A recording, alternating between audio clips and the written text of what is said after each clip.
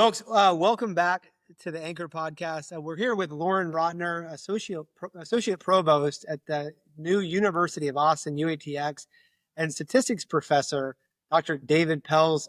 Loren, David, great to see you both. Great to see you, Jeremy. Thanks for having us. So I don't know that there's a university in the country that has been in the news as much as UATX. I mean, 60 Minutes, all over Twitter and social media. There's a lot of buzz about what you're doing. I'm assuming most of our audience has heard about UATX and what you're doing. I know a lot of the heads of school at a lot of these great classical schools we work with are super enthusiastic about it.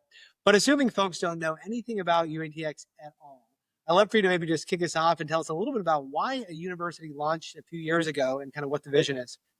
Awesome. Well, thanks a lot, Jeremy, and thanks again for having us. And I'll just maybe start by talking a little bit about what the University of Austin is, just for those who have never heard of it. It's a new university. It was founded on November 8th, 2021. We launched in Barry Weiss's Substack.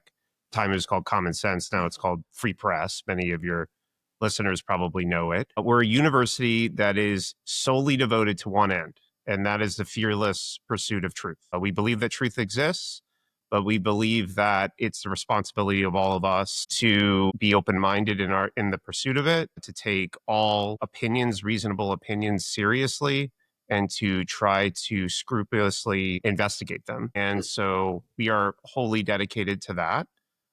We are a 4-year university. We're a brick and mortar university, so we're a little bit old-fashioned in that way. We don't have any online. We do some YouTube stuff, but other than that, we don't have any online classes or anything like that. It's an undergraduate institution. Just to give you a sense, it launched in 3 years. So we announced it in 2021, and we launched it just this last fall with our opening class of 92 students. And what exactly was broken? I'm thinking we're in this moment where we've actually got a contraction of 4-year brick and mortar colleges. A lot are closing, and then y'all are launching a new one. And I think identified something real about why the contraction's happening, about something being broken. What is that in particular? Yeah. So David and I both, I'm joined here again by David Puelz, assistant professor of statistics and data science here, who helped design our admissions policy, which we'll talk about in a moment. But the university was responding to just a very manifest and well-documented reality in higher education, where students did not feel comfortable and still do not feel comfortable discussing controversial issues in the classroom. There's a broad sense that there's a lot of self-censorship going on, that students are worried that they're going to be outed on social media for accidentally raising a question or saying something that they themselves may not even fully believe or agree with, but like they simply want to investigate it. And so we are an unabashedly liberal, small L liberal, free, open-minded university where everyone is able and invited to say what they think and, openly investigate questions. So that's the reality that we're really responding to. Higher ed for a long time has been dominated really by one side of the political spectrum. And we want to really introduce more balance in higher education. Our faculty, we don't think of ourselves as a conservative university. Our faculty are very diverse in their points of view and their religious beliefs. We treat people as individuals, not as members of identity groups. We're against DEI, wholeheartedly against DEI. It's rooted in our Constitution. We actually have a Constitution that formalizes our commitments to our principles, including the treating everyone as an individual and not a member as an identity group in admissions and in all of our grading practices. We actually enforce practices against grade inflation. So no class is allowed to, in fact, grade inflate. And so that's another thing that we're oriented against. And then finally, administrative bloat. Higher ed right now is dominated by administrators.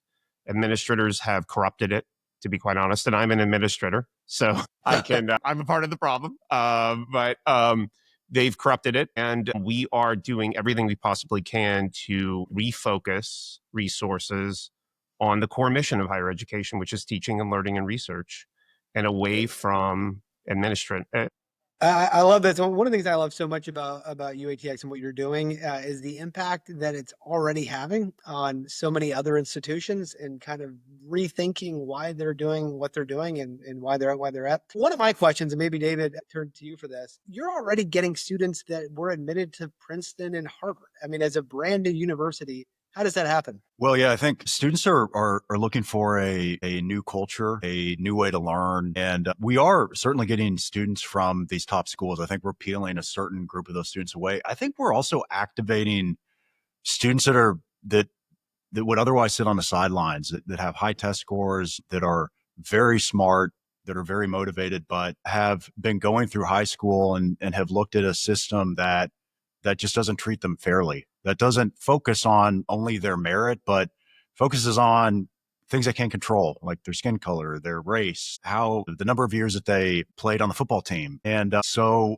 we are, I think, and this is something that I truly believe in, is that we're actually activating a group of students that would otherwise be turned off going to these traditional schools.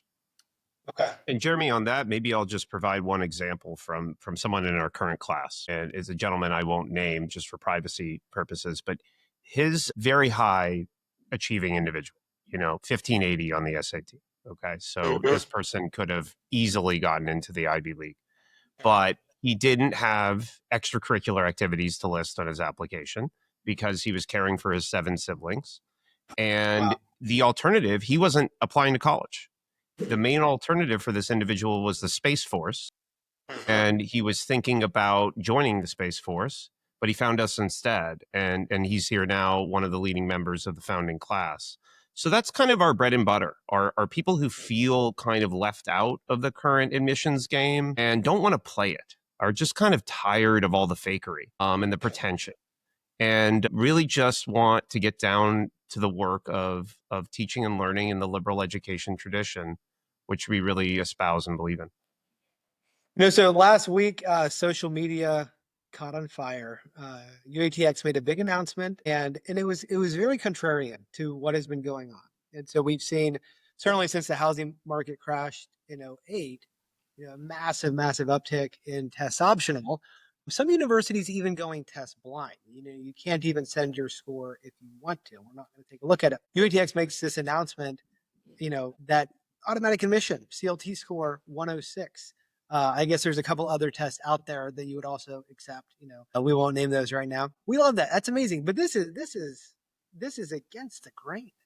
Tell us about what was behind this. Yeah, maybe I'll say a little bit about some of the policy changes, and then I'll let David talk a little bit about some of the science behind it and some of the empirical evidence that went into making those changes. But we had a more traditional policy for this first year, because what we wanted to do was take a moment, examine the effects of a traditional policy, and also examine alternatives.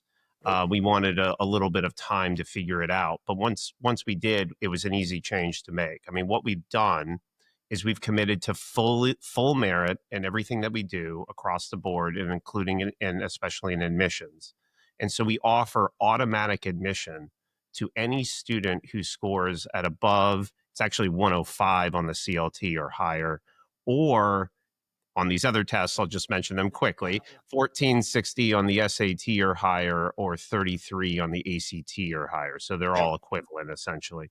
But and it's all you need to do is send us a score. You can apply to us in under 7 minutes, and you have to meet basic eligibility requirements, and then we have an integrity check to just make sure you are who you say you are, that you haven't committed crimes, etc. And you're in. I mean, it's that simple, because we ultimately believe, look, we're a little bit like the military. We believe we want to attract the best and brightest to us. And once you get here, that's what's important. Like, we want to raise you up. We want to try to get the best we can out of you when you're here. It's not about what you've done necessarily. It's about who you can be in accord with your intellectual capacities and potential. But I'm happy to maybe turn it over to David for a second, because Yeah. he actually developed our admissions algorithm, which we're the first college in the United States. We've actually published our admissions algorithm, so you can actually see how we make decisions. We're fully transparent. It's very simple. admissions algorithm, but I'll let David talk a little bit about the science behind it, and then what is the empirical evidence for this position? Yeah, sure. So this is one of the easiest computer algorithms to talk about because you can basically describe it in 10 seconds. It's ranking on standardized tests, and then it's ranking on a couple other test scores if you're below these thresholds. And it's also very easy to talk about the evidence behind this. If you look at the breadth of a college application, typical college application measures all kinds of things. They ask you to do college essays. They ask you to check all kinds of boxes saying what your race and your gender are. They might ask you to do some type of video interview. They might ask you to do all kinds of other things. They might have specialized essays. And if you look at a very kind of robust literature on this, even before AI, these college essays were not predictive of success in college. Now we have AI that's being used to write anywhere between 20 and 50% of essays to these typical colleges. And so it's just a major problem. It's not something worth asking for. Even if we did ask for it, there's no signal in it. So it's not a predictive thing at all. And so if you look at all possible things that you could measure, and this goes even for GPA, the most predictive variable of success in college is just a standardized test. And if you look at the correlation, people kind of debate as to what the exact correlation is between a standardized test score and performance in the first year, the second year, and beyond. But it's anywhere between 0.4 and 0.6. It gives us a really good idea of the strength of the applicant. And so it's a policy. It's a beautiful policy. It's a simple policy. It's focused on the evidence, and it's very transparent. And so that's why we're super excited about it. So this discussion about kind of fairness in admissions, MIT, I thought it was very interesting. Their rationale for going back to requiring, they were actually making the case that you're going to give the soft skills. You actually make things more unfair when you do that. You know, the parents that can get their kids published or, you know, a patent or whatever else.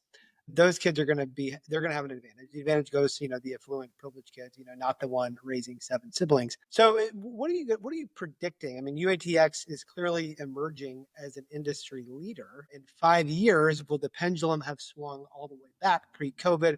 Most colleges requiring a standardized test. What do you see coming? Yeah, I think we're absolutely going back to required standardized tests. I mean, as you mentioned, or I think implied, there's about 90% of colleges right now are test optional. And so it's wild. I mean, it's a totally different world from the world that, you know, Jeremy, when you and I were applying to college, it's just a very different world. 1999. I'm an old man. Yeah. For me, it was 2003. Um, but yeah, I mean, I just think, you know, UT has studied this very carefully.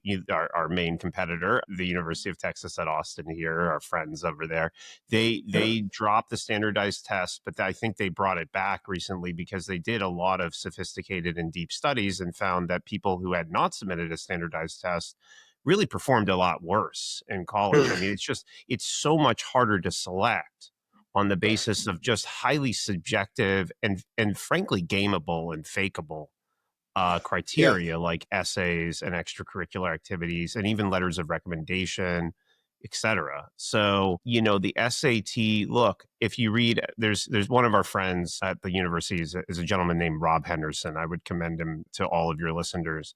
He has a wonderful Substack. He's a senior fellow at the Manhattan Institute, early founding faculty fellow here at the University of Austin, very influential on us. But if you read him, you know, this is another great example of the great equalizer that is the standardized test. I mean, he was born to horrible poverty, okay, and foster care, got a 2.2 GPA, but he got a very high test score because he has very high native intelligence.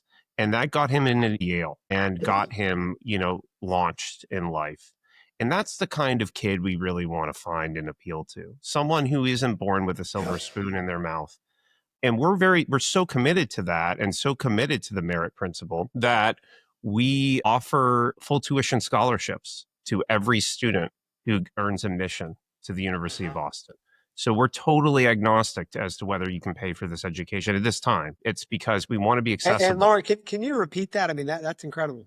Yeah. So we offer our founders scholarship. It's called. We offer a full tuition scholarship to every admitted student at the University of Austin. We have further scholarships. We have need-based scholarships beyond that. We have something called the Lonsdale Magaro Build Scholarship, which is limited to students who score above a 1550 on the SAT and CLT and ACT equivalents. So we're very committed to the principle of making this accessible to every student, regardless of financial means. But just back to your question, Jeremy, I just think this whole test optional movement has been a disaster. I think everybody knows it. MIT, UT, I love that they're you're all just going back. saying it out loud, though. Finally, somebody. So what we all appreciate that here at CLT. I remember probably 15 years ago, I was tutoring, doing SAT, ACT prep, helping a student, and the mom asked me to help with the essay, and I'm helping, and then I realized she really basically means writing the essay for the student. So we went from, high paid tutors writing essays to AI writing essays for free. Yeah. And y'all had the integrity and the honesty to just say out loud what's actually happening.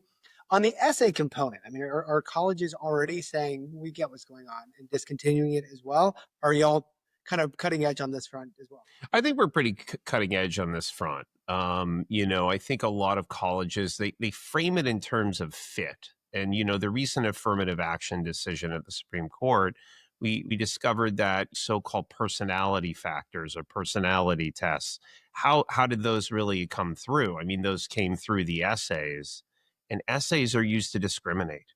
I mean, just pure and simple. And so I think colleges like them because it allows them a way around some kind of objective measure of merit and allows them to consider factors that maybe they shouldn't be considering. Maybe, David, do you want to weigh in on that?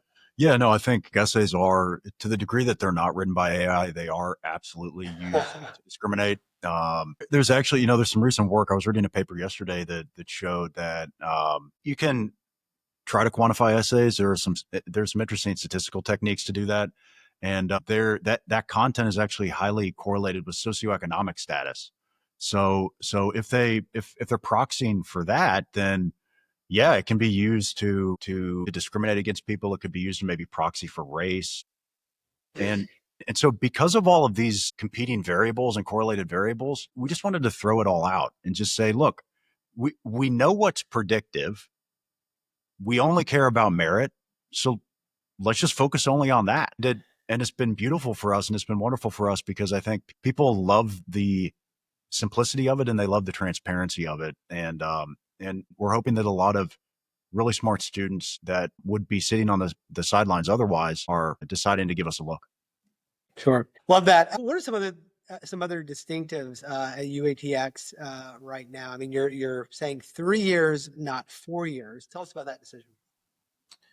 Well, no, sorry, we are a 4-year institution, so not 3-year institution. But just to correct that quickly, but we're often compared to other schools that have a serious liberal education tradition, like St. John's or Hillsdale or Thomas Aquinas or University of Dallas. These are awesome institutions. I'm a big fan of all of them. But the biggest difference, I would say, between them and us, we have an all-required liberal education curriculum in the first 2 years. It's called our Intellectual Foundations curriculum. But we also are very tech-oriented. We were founded by, our founders are Barry Weiss, Joe Lonsdale, and Neil Ferguson, and Pano Canelos. And Joe Lonsdale has really, he provided the seed money. He has really championed this university. He's a founder of Palantir. He is really helped this university be very tech-oriented, tech-facing. We want students to come in and be leaders in our society. And for us, that means not only really appreciating the inheritance of the West and its principles, but being really getting the technical training and skills, and also the skills in terms of entrepreneurship that are required in order to really lead and build and fix problems, public and private problems in the United States. We're a very pro-American university, but which also makes us somewhat distinctive. We're also we're in downtown Austin, so we're at 6th and Congress here on the 3rd floor. It's awesome to be in downtown. There's just so much opportunity here. There's so much energy here. So that makes us kind of distinctive for being so small, but being downtown. We have something called the Polaris Project that all students work on for their 4 years at the University of Austin. And it's a project of their own creation, their own making. They can choose to, write a screenplay or build a business or, try to solve a social problem.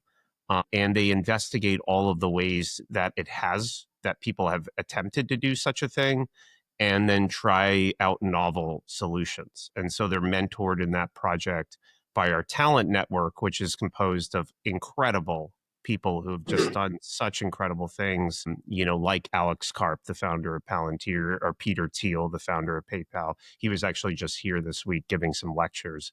So it's a very distinctive place. It's really intellectually alive and vibrant. The students are very self-starting and self-selecting. There's a lot that I would say is very distinctive about it. I've taught at a bunch of institutions. It really has its own flavor and character that you got to come and check us out. Yeah. I wonder if you could speak into, folks have argued, you can get all, the Harvard Library no longer has a monopoly on information. Get everything online, take online classes. UATX is saying no. There's real value to being physically together, in person, in community. At a time when people are questioning that. I wonder if you could speak into that. Yeah. Do you want to? Yeah. I mean, we have a very special culture here. And I think the starting point of that culture is the fact that we have all of our students on campus and in a small, currently but vibrant campus, where they are taking seminar classes together. Our classes are typically capped at around 16 students. So there's all kinds of active discussion during class. Students will often continue that discussion after class. And there is for sure tremendous value in having everyone be here in person versus sitting behind a computer and seeing a professor lecture over Zoom. All of our professors are very engaging. They lead their classes well, and we have a very special culture here that I'm proud to be part of. The students all live together in community as well. So they all share a single dorm. They're required to live in that dorm for their first 2 years so they can really bond. And they cook together. We don't have a dining hall. We don't have a meal plan. They cook together. They do That's awesome. Yeah, we treat them like adults. Yeah. Which is a little unusual, I think, for university culture. That's another very distinctive thing. They act like adults and we treat them like adults. And so, yeah, we really believe that, look, if you're going to have a genuine community, intellectual community, you really have to know one another. And in all ways, I mean, outside the classroom, inside the classroom, you need to develop the trust that's required to really be able to take one another's opinions seriously and question them, right? I mean, if you're 1,000 miles away, it's a little bit harder to trust that person. So can you really open up to that person? And for us, being in person is just so crucial for that. Now, I'm embarrassed to admit this publicly, but I never cracked even 100 on a CLT. It was like a life goal. I never broke 100. And I don't want to discourage other students from applying. I mean, you're automatically admitted with a 105. For students that are maybe not quite at that level, should they still submit an application? Yes. Okay. Thank you for prompting me, Jeremy, on this, because it could be commonly misunderstood that we're not admitting any student under a 105 CLT. That's not true. We do have a regular admissions track. You're not automatically admitted under that threshold. You're still capable and absolutely encouraged to apply. But in addition, what we consider are AP and IB scores and SAT subject tests, which have been discontinued in 2021. So probably that's irrelevant to most people, but we do consider those two. And then third, we consider, and this is admittedly very subjective, like we don't hide behind some, claim of objectivity here, but we consider 3 achievements. So we want to know what you've done, not anything else. And so if you've scored a 92 on the CLT, okay, but you have volunteered for 20 hours a week helping your sick grandmother, and caring for your sick grandmother, we want to know about that. That's an impressive thing to be doing. Or if you've won a junior Olympic gold medal, we'd like to know about that. Or have participated in junior Olympic fencing. Or, I mean, I can just come up with so many different options, right? And we want to be very open-minded about what those things are. Like, you can be as creative as you want in assessing what you consider to be an achievement. And we will assess that, right? We want to value those things that are predictive of success in college and life. And if you were a star varsity athlete on the football team, a college quarterback, you probably have a lot of skills in terms of leading and managing a team. We want to know about that. That's highly predictive of success in life. So I wouldn't discourage anyone who doesn't have the 105 plus CLT from applying. We will absolutely consider your application, and you should certainly apply. Well, yeah, I love what I'm hearing. And, CLT hires big out of Hillsdale. We hire big out of St. John's, in Annapolis. And there's this irony that we talk about in the Anchor podcast sometimes where, this kind of education, a deep dive into the Western canon, a deep dive into what it means to be human. The goal isn't to be employable, but ironically, they make the very best employees at the end of the day. Folks who have actually really learned how to think, and they've learned how to be in a room with people who may not agree with them, and to not have a total meltdown, which is actually very, very important and kind of rare right now as well. Again, we're here with Loren Rotner, Associate Provost UATX in Austin, and also Dr. David Puelz, who is the statistics professor there. Again, what you're doing is having a big reach outside of Austin as well. I think a real influencer now among colleges and universities and what the future is going to look like. So thank you for the good work. And we can't wait to get our first UATX graduate here at CLT. Thank you. Yeah, we'll send him or her as soon as we can. But thank you very much for having us, Jeremy. It's been a pleasure. Thank you, Jeremy.